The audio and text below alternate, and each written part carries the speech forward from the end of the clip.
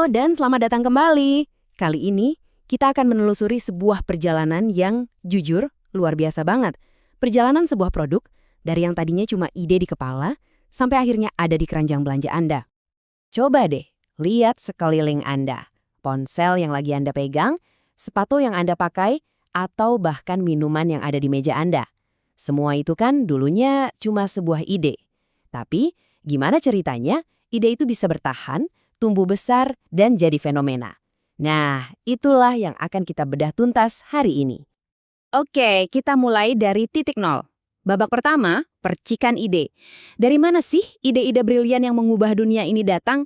Jawabannya ternyata nggak sesimpel yang kita kira loh. Tapi, sebelum kita melangkah lebih jauh, saya mau kasih lihat satu angka yang cukup bikin merinding. 95%. Angka ini adalah pengingat betapa brutalnya dunia inovasi. Yap, Anda nggak salah dengar. 95% dari semua produk baru itu gagal. Jadi, ini bukan cuma soal punya ide bagus ya.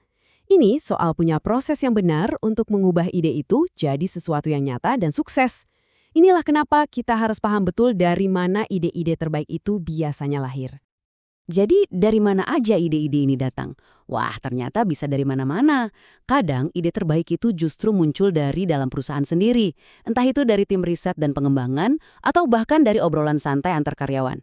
Tapi sering juga inspirasi datang dari luar loh. Dari keluhan pelanggan, dari apa yang dilakukan pesaing, atau bahkan dari crowdsourcing, di mana perusahaan membuka pintu lebar-lebar dan ngajak publik buat ikut mikir bareng. Nah, kutipan ini keren banget buat menggambarkan budaya inovasi internal. Google itu juaranya soal ini. Dulu mereka punya kebijakan 20% time yang akhirnya melahirkan produk sekelas Gmail. Sekarang mereka punya area 120, semacam inkubator di mana karyawan bisa fokus 100% buat wujudin proyek impian mereka. Mereka benar-benar secara aktif mencari percikan jenius dari dalam. Oke, ide cemerlang udah ada, tapi perjalanannya masih jauh. Sekarang ide itu harus masuk ke babak selanjutnya, mengubahnya jadi kenyataan. Dan ini tuh fase seleksi alam yang super ketat, di mana ribuan ide bakal berguguran. Coba bayangin, proses ini kayak saringan raksasa. Pertama, sebuah ide yang ngaco dan gak realistis disingkirkan. Terus, konsep yang lolos diuji langsung ke calon pembeli. Kalau mereka suka, barulah tim bisnis mulai ngitung. Ini bakal untung gak ya? Kalau semua lampu hijau, barulah prototipe pertama mulai dibuat. Nah, ada alat yang keren banget buat tahap penyaringan ini. Namanya kerangka RWW. Ini simple tapi sangat penting. Perusahaan bakal nanya 3 hal. Pertama, is it real? Apakah ini nyata? Maksudnya, beneran ada nggak sih pasarnya? Kedua, can we win? Apa kita bisa menang? Kita punya keunggulan nggak dibanding yang lain? Dan terakhir, is it worth doing? Apa ini layak dikerjaan? Cuan nggak? Sesuai nggak sama tujuan perusahaan? Sebuah ide harus bisa jawab iya untuk ketiga pertanyaan ini. Kalau nggak, ya wassalam. Setelah berhasil lolos dari seleksi yang super ketat, akhirnya inilah momen yang ditunggu-tunggu. Peluncuran akbar. Produk ini akhirnya lahir dan siap menyapa dunia. Tapi ingat, ini bukan akhir. Justru ini adalah awal dari babak baru yang penuh tantangan. Perjalanan sebuah produk setelah diluncurkan itu bisa kita gambarkan dalam sebuah siklus. Ya, namanya siklus hidup produk. Ini kayak peta yang nunjukin grafiknya. Dari penjualan yang masih nol, terus merangkak naik, meroket kenceng, sampai ke puncaknya, dan akhirnya, ya, fase penurunan yang nggak bisa dihindari. Tahap pertama setelah launching itu namanya tahap pengenalan. Ini fase yang berat banget. Penjualan masih lambat, biaya promosi gede-gedean, jadi labanya seringkali minus. Tujuannya simple tapi susah. Bikin orang-orang sadar ada produk ini dan mau nyobain. Nah, kalau sebuah produk bisa selamat dari tahap awal yang berat tadi, dia bakal masuk ke masa keemasannya. Inilah babak di mana dia bangkit dan berjaya. Dari yang tadinya anak baru, sekarang jadi penguasa pasar. Coba kita bandingin 2 fase di masa jaya ini ya. Di tahap pertumbuhan, penjualan itu meroket, laba naik terus, dan semua orang termasuk pesaing mulai ngelirik. Dah, habis itu masuklah tahap kematangan. Pertumbuhan penjualan mulai melambat, laba jadi stabil, dan persaingan, wah, jadi sengit banget. Fokusnya bukan lagi ekspansi gila-gilaan, tapi gimana caranya mempertahankan wilayah kekuasaan. Jadi, poin pentingnya di sini adalah di tahap kematangan cuma bertahan aja tuh nggak cukup. Perusahaan harus terus berevolusi.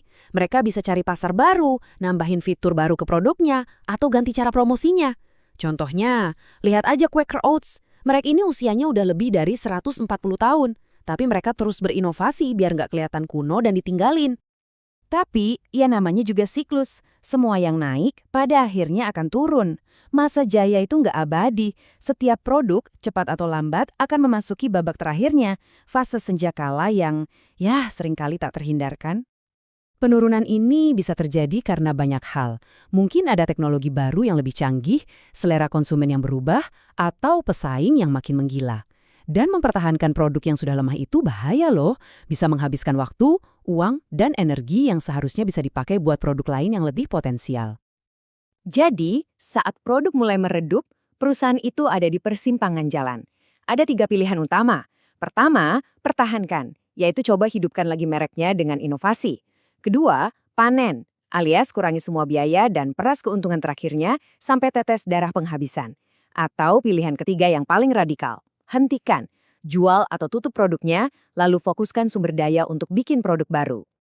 Ini pertanyaan yang menarik banget. Apa fase penurunan itu selalu berarti tamat? Atau mungkinkah ada harapan untuk bangkit kembali? Dan slide ini ngasih jawaban yang wow, luar biasa. Lego, awal tahun 2000-an mereka tuh hampir bangkrut, utangnya ratusan juta dolar. Mereka ada di fase penurunan yang parah banget. Tapi apa yang mereka lakukan? Mereka kembali ke akarnya, ke balok-balok Lego itu dan berinovasi dari sana. Hasilnya, salah satu kebangkitan bisnis paling dramatis yang pernah ada. Ini contoh sempurna dari strategi pertahankan dan segarkan kembali.